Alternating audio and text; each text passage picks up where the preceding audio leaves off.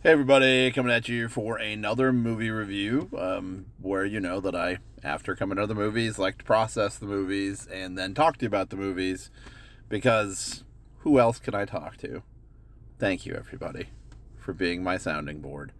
Actually, I'm a couple days off on this because I saw two movies this weekend, but hanging out with my daughter all weekend, she's my priority. So, uh, but still, these movies were pretty big in my mind, so I'm still processing them. So it's almost like I just saw them. So first one I'm going to talk to you about is Wicked, for good, and then we also went to see Rental Family, which I'll talk to you about on the next video. So to see both of those. So Wicked for good. Let me go first and foremost, just kind of my overall legal warning. I don't know what you call it, just clarification.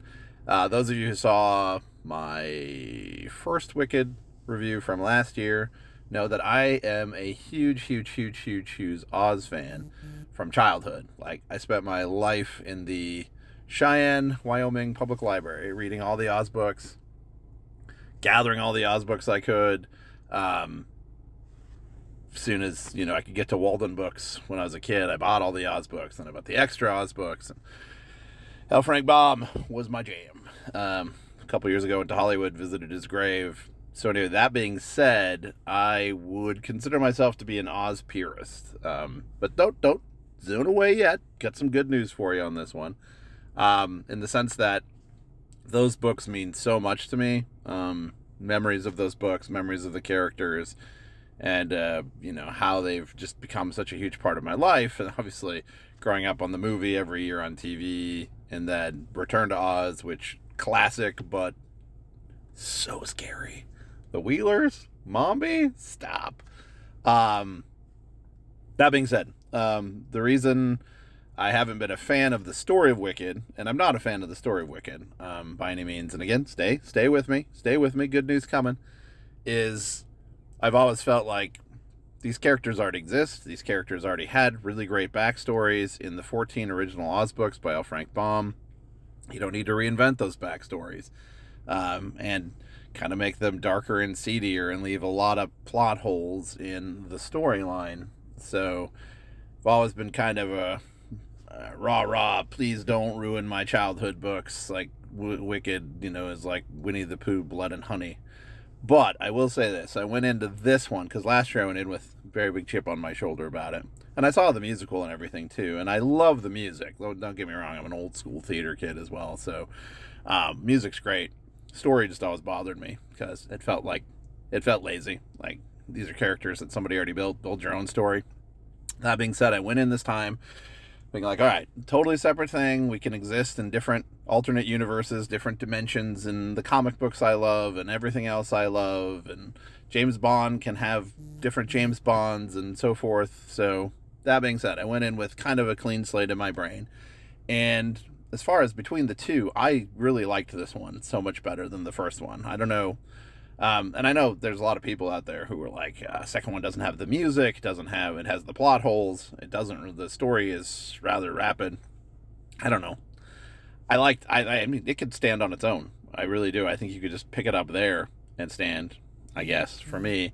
It's got great character dynamics. It's got love story, action stories, real gripping drama, um, a friendship story, how we cling to the friends that we grew up with. And, I think about that a lot, especially in these times, like the people we grew up with and how we are divided now. And, the people you grew up with, you never thought you'd be on this side of another line with, things like that. And what does that mean? And what does that look like in the middle of intense change when you find yourselves on two sides of the argument, where you can no longer function as friends anymore, but that special bond you had before loves this. It's a lot like Fox and the Hound, right?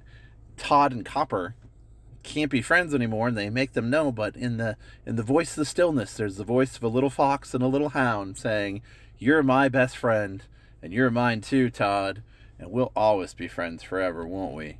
Yeah, forever. Come on, Fox and the Hound. How's it not get you? So I really thought the story was great. Again, taking it out of how Oz purist I am about this. Uh, I just thought everybody did a fantastic job of what they were trying to push across, and just, I found myself going back and forth too. Like, you're like, oh, wait.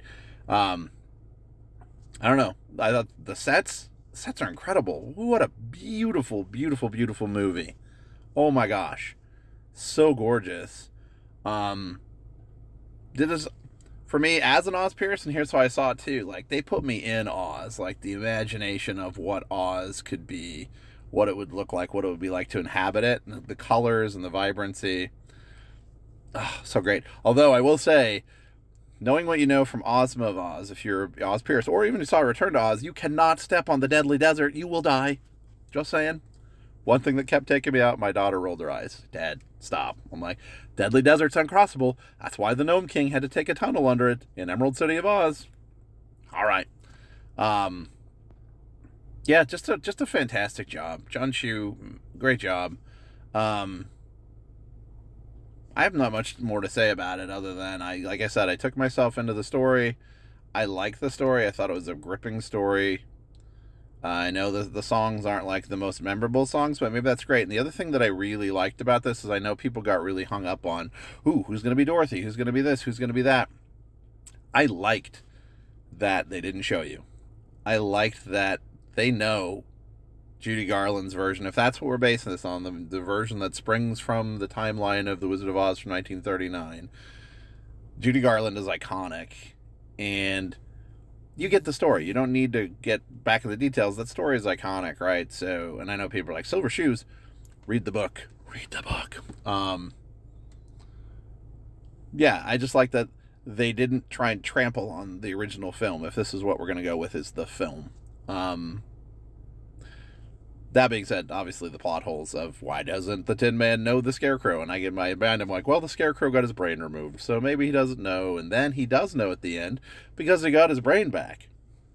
I don't know. I'm trying to make it up in my mind. But I like that. I like that they didn't step on the toes. I'm sorry.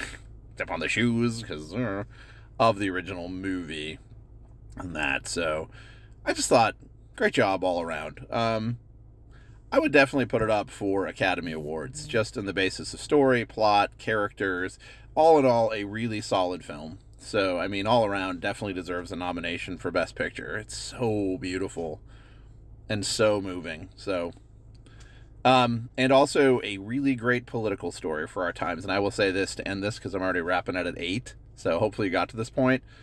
The point of this film, the point of view of this film, so much clearer, and what I was more looking for that I didn't get from One Battle After Another. And yes, I will take down One Battle After Another again as a movie that said, nobody's right, nobody's wrong, everybody's sold out.